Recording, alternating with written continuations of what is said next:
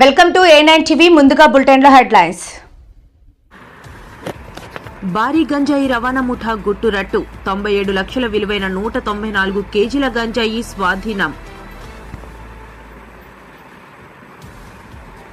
మురికి నీరే నగర ప్రజలకు తాగునీరా? గోవిందరావు, సిపిఎం జిల్లా కార్యదర్శి.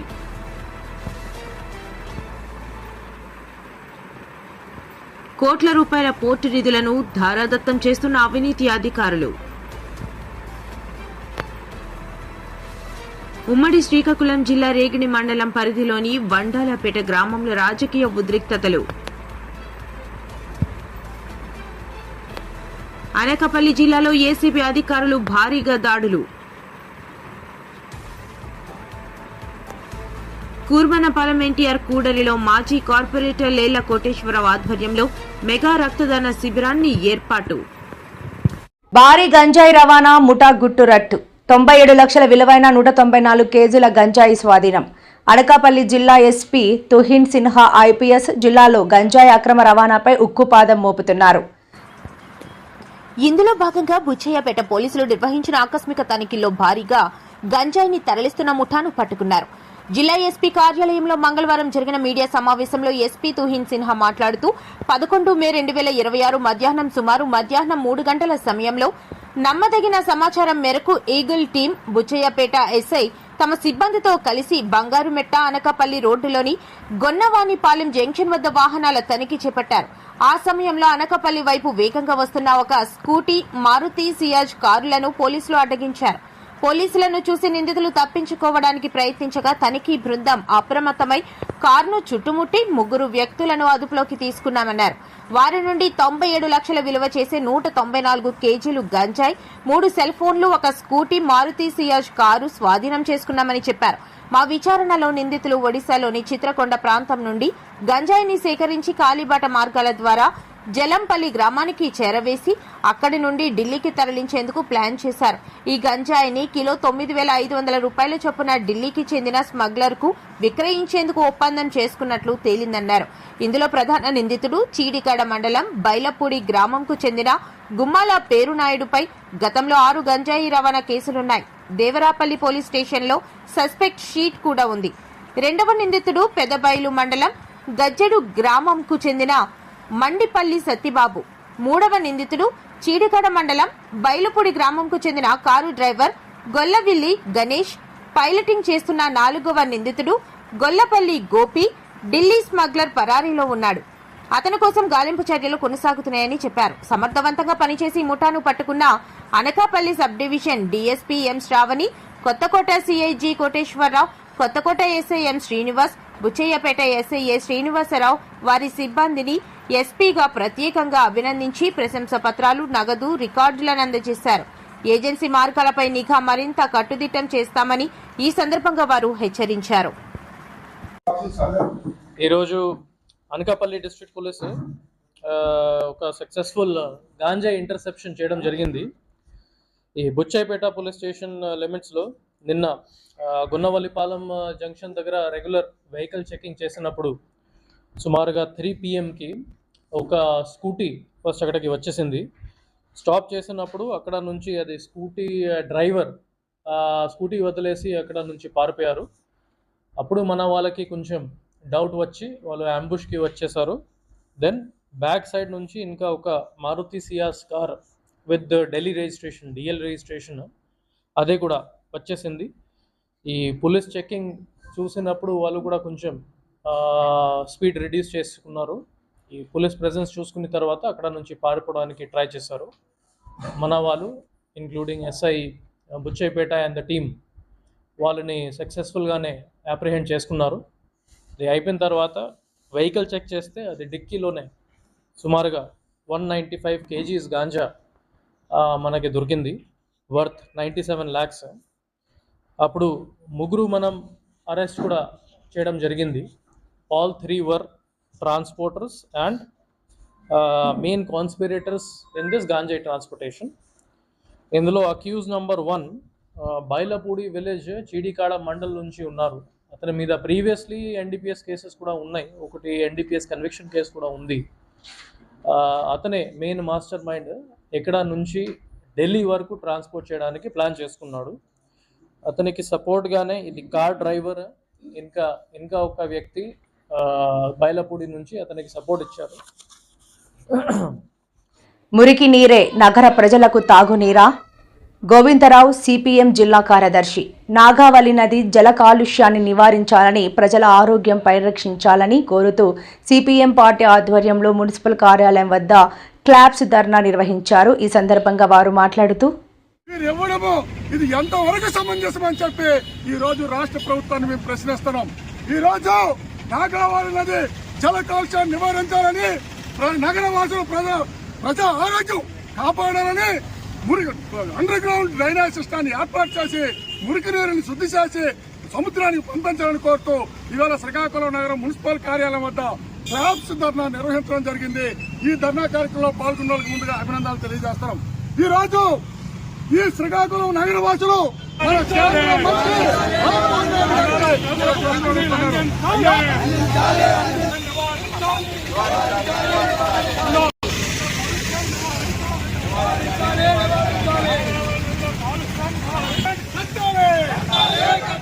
కేంద్ర మంత్రి రామ్మోహన్ రెడ్డి ఇచ్చిన వాగ్దానం అమలు చేయాలి. నగర ప్రజలకు మంచినీరు ఇవ్వాలి. కేంద్ర మంత్రి నిధులు విడుదల చేసి ప్రజలకు మంచినీరు ఇవ్వాలి.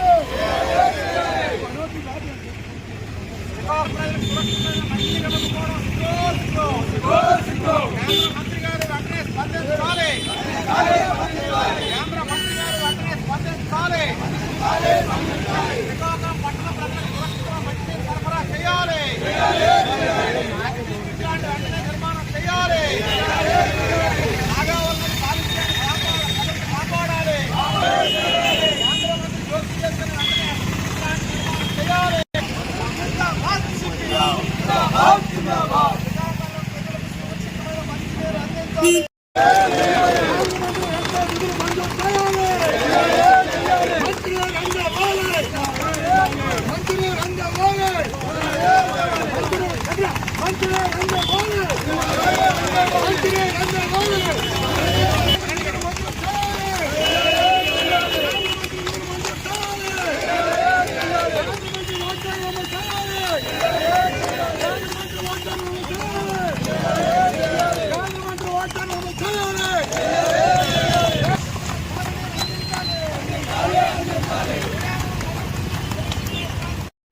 కోట్ల రూపాయల పోర్టు నిధులను ధారాదత్తం చేస్తున్న అవినీతి అధికారులు, పోర్టు స్టేడియం లీజు వ్యవహారంలో భారీ కుంభకోణం. పోర్టును నిలువునా ముంచి ప్రైవేట్ సంస్థకు ఊడిగం చేస్తున్న డిప్యూటీ చైర్పర్సన్ రోషిని అపరంజి, మాజీ కార్యదర్శి T Venugopal, CME CH Ramprasad, chief engineer N Sriramachandramurthy, మాజీ చీఫ్ ఇంజనీర్ వేణుప్రసాద్లపై సిబిఐ విచారణ జరపాలి. సంస్థకు పరిహారం ఇవ్వటం ఆపేసి పోర్టు స్టేడియం విధ్వంసానికి ఆ సంస్థ నుంచి తిరిగి పరిహారం వసూలు చేయాలి. విశ్వనాథ సంస్థకు 40 కోట్లు చెల్లించేందుకు సిద్ధం చేసిన ఫైలుపై బదిలీ అయిన ఇన్ఛార్జ్ చైర్మన్ అంగముత్తు నిర్ణయం తీసుకోకూడదు. సిబిఐ, సెంట్రల్ విజిలెన్స్ కమిషన్లకు జనసేన నేత పీతల మూర్తి యాదవ్ ఫిర్యాదు. విశాఖ పోర్ట్ స్టేడియం లీజుకు తీసుకుని నిర్వహించలేక చేతులెత్తేసిన Mrs Viswanath sports and conventions private limited కు థర్డ్ పార్టీ అసెస్మెంట్ పేరిట 40 కోట్లు కట్టబెట్టే ప్రయత్నం చేస్తున్న విశాఖ పోర్ట్ అధికారులపై CBI, central vigilance commission, port మంత్రిత్వ శాఖలు తక్షణమే విచారణ జరిపించాలని జనసేన నేత పీతల మూర్తి యాదవ్ డిమాండ్ చేశారు. విచారణ పూర్తయ్యే వరకు తక్షణమే ఆ డబ్బు చెల్లింపును నిలిపివేయాలని, బదిలీపై వెళుతున్న ఇన్ఛార్జ్ చైర్మన్ అంగముత్తు దీనిపై ఎటువంటి నిర్ణయం తీసుకోకూడదని, కొత్తగా చైర్మన్ గా నియమితులైన జస్మిత్ సింగ్ బింద్రా బాధ్యతలు తీసుకున్న వరకు ఆగాలని మూర్తి యాదవ్ కోరారు.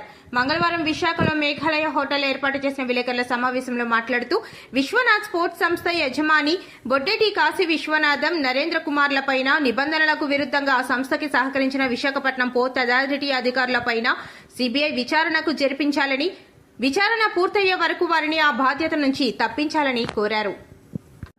ఎన్ శ్రీరామచంద్రమూర్తి అలాగే ఎస్టేట్ విభాగం మొత్తాన్ని చూసి పర్యవేక్షించడానికి ఒక మాజీ చీఫ్ ఇంజనీర్ ఉన్నారు, వేణుప్రసాద్ అని. నాకు తెలిసి కాశీని, బొడ్డేటి కాశీని వేణుప్రసాద్ క్లాస్మేట్స్ ఏమో అనుకుంటున్నాను, నాకు ఇంకా తెలియదు, ఇంకా ఫోటోలు రాలేదు అద్దరు క్లాస్మేట్స్ కింద. అయితే వీళ్ళ నలుగురితో పాటు ఇప్పుడు కొత్తగా వచ్చినటువంటి డిప్యూటీ చైర్పర్సన్ రోషిని అపరంజి, వీళ్ళందరూ కలిపి ఇప్పుడు అర్ధాంతరంగా ఆగమేఘాల మీద ఒక ఈమెయిల్ పెడితే విశ్వనాథ సంస్థ ఈమెయిల్కి రెస్పాండ్ అయిపోయి ఒక థర్డ్ పార్టీ అసెసర్ వాల్యూని రప్పించేయటం, వాల్యూ వేయించేయడం, వాడికి నచ్చలేదని చెప్పి మళ్ళీ చాలలేదు డబ్బులు అని చెప్పి మళ్ళీ ఇంకొక వాల్యూని మెకాన్ని రప్పించేయటం, ఇవన్నీ చేస్తుంది ఈ 5గురే. నేను నిన్న కేంద్ర దర్యాప్తు సంస్థ సిబిఐకి నేను ఫిర్యాదు చేశాను. నేను ఎంవిపి కాలనీలో ఉన్నటువంటి సిబిఐ ఆఫీస్కి వెళ్ళి ఫిజికల్గా డాక్యుమెంట్ ఇచ్చి రిసీవ్డ్ కాపీ తీసుకొని రిసీవ్డ్ కాపీ ఇవ్వండి, ఇది సిబిఐ డైరెక్టర్కి మెయిల్ చేశాను. నేను ఇది సెంట్రల్ విజిలెన్స్ కమిషనర్ గారికి మెయిల్ చేశాను. నాకు ఫిర్యాదు నెంబర్ కూడా వచ్చింది, టోకెన్ నెంబర్స్ ఎవరు ఫిర్యాదు చేసినా. ఇవన్నీ ఆధారాలతో నిన్న పోర్ట్ చైర్మన్ గారు కూడా రిసీవ్డ్ కాపీ ఒక కాపీ ఇచ్చాను నేను. ఈ మొత్తం వ్యవహారం మీద అంగమత్తు గారికి టపాసులు ఇచ్చాను. నిన్న ఆయన అపాయింట్మెంట్ దొరకకపోతే ఈ 5 అధికారులు బొడ్డేటి కాశీ విశ్వనాథ్కి ఏ విధంగా అయితే కొమ్ము కాస్తున్నారో, ఇన్ని ఉల్లంఘనలు పాల్పడినా పోర్టులో ఉన్నటువంటి విజిలెన్స్ అధికారులు ఎందుకు అసలు ఇప్పటివరకు అటువైపు కన్నెత్తి చూడలేదు, కోర్టు ఆర్డర్స్ కూడా ధిక్కరించి డిఫాల్టర్ ఈయన వ్యాపారం చేయలేక ఈయన నిబంధనలు అతిక్రమించి పూర్తిగా లీజు ఉల్లంఘనల్ని తొంగలోకి తొక్కి కోట్లాది రూపాయలు చాలామంది దండేసుకొని మోసం చేసిన వ్యక్తిని వీళ్ళు ఇంత పెద్ద ఎత్తున కొమ్ము కాసి తిరిగి పోర్టు సొమ్ముని మళ్ళీ 40 కోట్ల రూపాయలు ఇచ్చే కార్యక్రమం చేస్తూ ఉన్నారు. ఆల్రెడీ ఆ ఫైల్ మీద 2 సంతకాలు పెట్టేశారు. ఇంకొక 2 హెచ్ఓడి సంతకాలు పెట్టాలి. వాళ్ళని ఒత్తిడి తీసుకొస్తూ ఉన్నారు. ఈ డిప్యూటీ చైర్పర్సన్ అపరంజి గారు, ఇంకొక అధికారి. నేను ఒకటే కోరుతున్నాను మీ అందరి ద్వారాగా, పోర్టు సొమ్ము దారాదత్తం కాకూడదు. పోర్టు స్టేడియంని ఎంతో మంది సీనియర్లు విశాఖ నగరంలో ఉన్నటువంటి విద్యార్థులు శ్రీకాకుళం జిల్లా ఎమ్మెల్యే కూనా రవికుమార్ తన అక్రమ లేఅవుట్ల కోసం ఉపాధి హామీ నిధులను మళ్లించి రోడ్డు వేయించుకున్నారని చింతాడ రవికుమార్ ధ్వజమెత్తారు. ఒక్క ఇల్లు కూడా లేని చోట రోడ్లు వేయడం ఎమ్మెల్యే అవినీతికి పరాకాష్ట అని విమర్శించారు. శ్రీకాకుళం జిల్లా ఎమ్మెల్యే కూన రవికుమార్ తన అక్రమ లేఅవుట్ కోసం ఉపాధి హామీ నిధులను మళ్లించి రోడ్లు వేయించుకున్నారని చింతాడ రవికుమార్ ధ్వజమెత్తారు. ఒక్క ఇల్లు కూడా లేని చోట రోడ్లు వేయడం ఎమ్మెల్యే అవినీతికి పరాకాష్ట అని విమర్శించారు. బావాజీ మఠం సదావర్తి భూములను కాజేయడానికే కూన రవికుమార్ ఎమ్మెల్యే అయ్యారా అని ప్రశ్నించారు. 1947 ఎండోమెంట్ చట్టం ప్రకారం నోటీసులు ఉన్నప్పటికీ 22A నిషేధిత జాబితాలో ఉన్న భూములను అక్రమంగా విక్రయిస్తున్నారని ఆరోపించారు. నిషేధిత భూములను అన్ రిజిస్టర్డ్ డాక్యుమెంట్లతో కూన రవికుమార్ కుటుంబ సభ్యులు విక్రయాలు సాగిస్తున్నారని మండిపడ్డారు. పొందూరు మండలంలో అక్రమ క్వారీ తవ్వకాలు, ఇసుక దోపిడీపై ఎమ్మెల్యే సమాధానం చెప్పాలని డిమాండ్ చేశారు. వైసీపీ అధికారంలోకి వచ్చిన వెంటనే కూన రవికుమార్ అవినీతి సామ్రాజ్యంపై పూర్తి స్థాయి విచారణ జరిపిస్తామని హెచ్చరించారు. ఎమ్మెల్యే అక్రమాలపై వైఎస్ఆర్ కాంగ్రెస్ పార్టీ పోరాటం ఆగదని స్పష్టం చేశారు. అందాలవలస నియోజకవర్గం శ్రీకాకుళం కలిపినటువంటి బోర్డర్ అది. మన హైవే జంక్షన్లో ఉన్నటువంటి 200 ఎకరాలు విలువైన భూమి అది. నేను చెప్తాను, వేల కోట్ల రూపాయల ఆస్తి విలువైన భూమి. అందులో ఒక 4 ఎకరాలు 5 ఎకరాలు లేఅవుట్గా, అక్రమ లేఅవుట్గా వేసినటువంటి ఫోటో ఇది. ఇది కూడా చూడండి, ఇది సేమ్ ఫోటోనే, అక్రమ లేఅవుట్. ఈ లేఅవుట్లో రోడ్లు కనిపిస్తున్నాయి అనుకుంటా మీకు, రోడ్లు సీసీ రోడ్లు, డ్రైనేజీలు. ఈ లేఅవుటే అక్రమ లేఅవుట్. అది 400 సంవత్సరాల చరిత్ర కలిగినటువంటి భూములు అవి. ఇప్పటికీ కోర్టులో పెండింగ్లో ఉన్నటువంటి భూములు అవి. దేవస్థానంవా మఠంవా అని ఇంకా తీర్పు సరిగ్గా రానటువంటి భూములు అవి. 22Aలో అంటే నిషేధిత భూముల జాబితాలో ఉన్నటువంటి భూములు అవి. ఈ భూముల్లో లేఅవుటే వేయకూడదు, అక్రమ లేఅవుట్.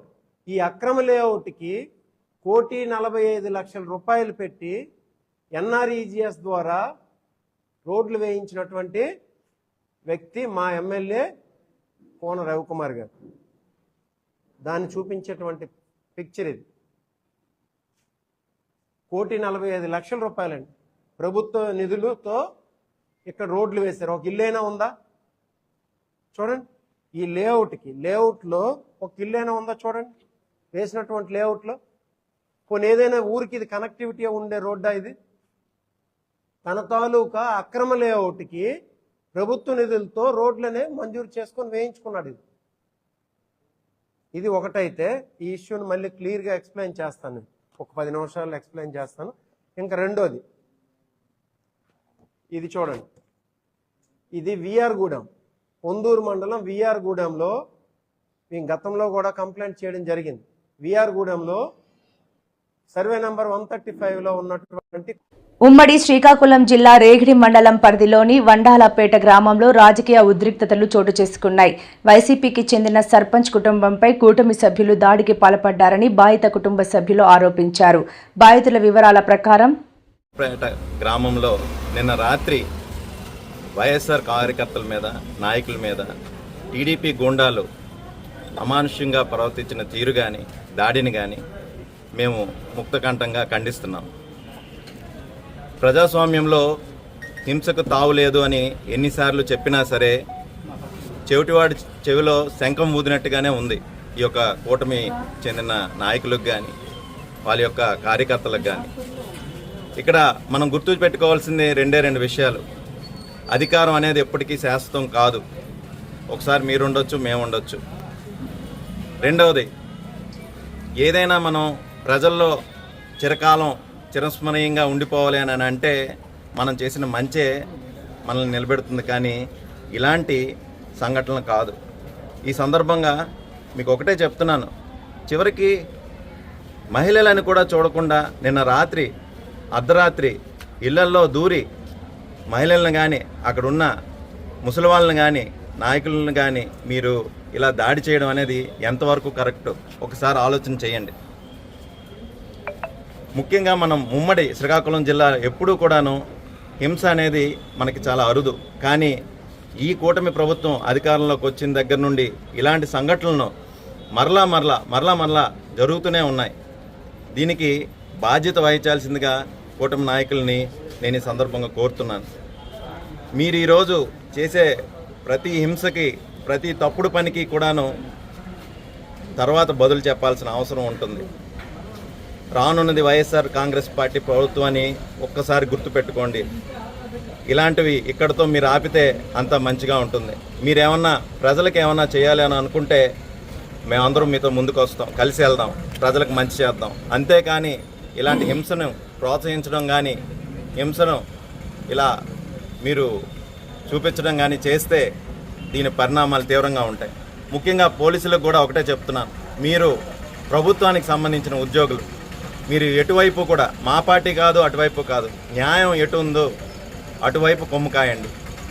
రాజ్యాంగం మీకు ఇచ్చిన ఏదైతే మీ ఉద్యోగ ధర్మం ఉందో దాన్ని రాజ్యాంగానికి అనుగుణంగానే మీరు విధులు నిర్వహించాల్సిందిగా నేను ఈ సందర్భంగా తెలియజేసుకుంటూ, ఇలాంటి సంఘటనలు తిరిగి పునరావృతం కాకూడదు, అయితే దాని పరిణామాలు తీవ్రంగా ఉంటాయని మరొకసారి హెచ్చరిస్తూ, ఈరోజు ఇక్కడికి విచ్చేసినటువంటి రేగిడి ఆమదాల వలస మండలానికి సంబంధించినటువంటి జగన్ గారు కానీ, అచ్చెన్నాయుడు గారు కానీ, శ్రీనివాసరావు గారు. అనకాపల్లి జిల్లాలో ఏసీబీ అధికారులు భారీగా దాడులు నిర్వహించారు. నక్కపల్లి తహసీల్దార్ కార్యాలయ పరిధిలోని పెదతీనార్ల వీఆర్ఓ కొప్పిశెట్టి చిట్టిబాబు 1,50,000 రూపాయలు లంచం తీసుకుంటూ ఏసీబీకి రెడ్ హ్యాండెడ్గా చిక్కాడు.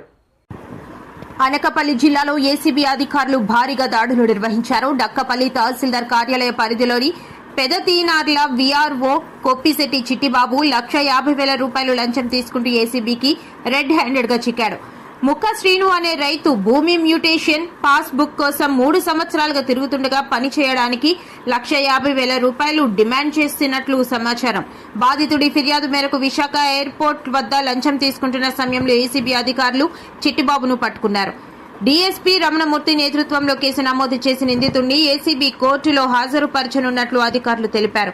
రెవెన్యూ శాఖలో అవినీతికి ఇది మరో నిదర్శనంగా మారింది. ఎవరైతే ఉన్నారో శ్రీనివాస్ గారు, వారు పెదతీనార్ల రెవెన్యూ విలేజ్కి సంబంధించినటువంటి గ్రామంలో 5 ఎకరాల 57 సెంట్లు జిరాయితీ భూమి రికార్డెడ్గా కొనుక్కొని రిజిస్ట్రేషన్ చేయించుకున్నారు 2023 ప్రాంతంలో. తదుపరి కొనుక్కున్న తర్వాత అవి 2 వేరువేరు సర్వే నెంబర్లో ఉండేటువంటి భూమి. ఆ వివరాలు రిజిస్ట్రేషన్ డాక్యుమెంట్లోని అలాగే ఈసీలోని అన్నిట్లోని క్లియర్గా పొందుపరచబడింది.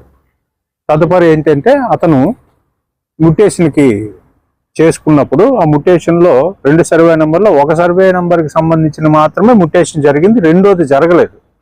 ఆ విషయం అతనికి తెలీదు. అంటే మొత్తం అయితే సబ్సిక్వెంట్గా ఆ భూముల్లో ఉన్నటువంటి అతని పొజిషన్లోనే ఉంది, అతని అధీనంలోనే ఉంది, అతనే సాగు చేసుకుంటున్నారు. అతను కొబ్బరి మొక్కలు వేసుకోవడం జరిగింది. సబ్సిక్వెంట్గా ఆ కొంత భూమికి సంబంధించినటువంటి ఈ గవర్నమెంట్ ఎప్పుడైతే ఈ ల్యాండ్ని ఎక్వైర్ చేసిందో ఆ 2 ఎకరాల 14 సెంట్లకి సంబంధించినంత మాత్రమే అతనికి కాంపన్సేషన్ లభించింది, మిగతాది రాలేదు. ఎందుకు రాలేదు అని చూసుకుంటే ఇతని పేరు లేదు అడంగల్లో. అసలు పొజిషన్లో ఇతను ఉన్నప్పటికీ కూడా భూమిలో అతను ఉన్నప్పటికీ కూడా అది వేరే అది ఎవరి పేరు, అమ్మినోడి పేరు లేదు, కొనుక్కున్నోడి పేరు లేదు, వేరే అతని పేరు. ఇదేమిటండి అని అంటే ఇది ఎవరిని అడిగితే ఎంఆర్ఓ గారిని అడిగితే డిటి అంటారు, డిటిని అడిగితే విఆర్ఓ అంటారు, విఆర్ఓని అడిగితే సర్వేయర్ అంటాడు. మీ సర్వే ఇతను పబ్లిక్ ఇతనికి తెలియదు. ఏం చేస్తాడు, తిరుగుతున్నాడు అప్పటి నుంచి 2023 నుంచి కూడా ఆ ప్రాంతం నుంచి కూడా అతని యొక్క భూమి కోసం తిరుగుతున్నాడు.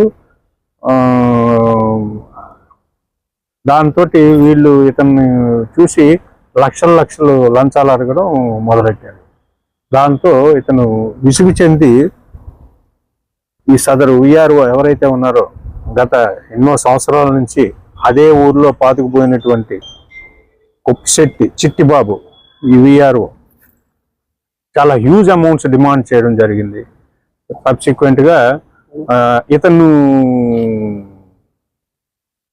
ఎవరైతే ఉన్నారో ఈ కంప్లైంట్ మా దగ్గరికి వచ్చి మొన్న 7వ తారీఖున కంప్లైంట్ చేయడం జరిగింది. కంప్లైంట్ చేసి అతను 1,50,000 రూపాయలు డిమాండ్ చేశాడు. అది టెంపరీగా కొద్ది మొత్తం.